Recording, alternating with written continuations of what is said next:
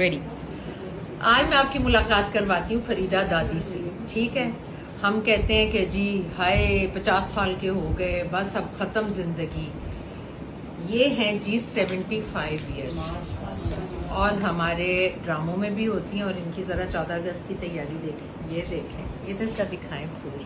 आय हाय हाय हाय हाय, चूड़ियां भी दिखा दें।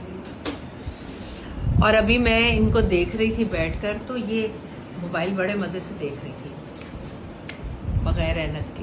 कह रही है नजर भी बिल्कुल ठीक है, बाल भी बड़े हैं, बाल भी बड़े हैं। वाह वाह वाह, इतने तो मेरे भी नहीं है, खैर बाल भी बड़े। और इन्हें देखकर लगता है कि दिल होना चाहिए जवान, उम्र चकी रखे। और इन्होंने खाने पीने के टोटके बताए हैं, पालक खाएं, दालें खाएं, सब्जियां खाएं, भिंडी खाएं, तुरई खाएं और करेले खाएं, ये चीज़ें खाएं।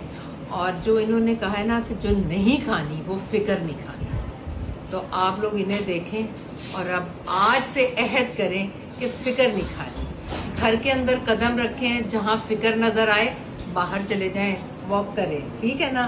और बाहर कहीं काम के लिए जाएं, वहां फिक्र नजर आए तो वहां से भी अबाउट टर्न ले लें, बस फिक्र नहीं खानी। आपने क्या ख्याल, सही कह रही हैं?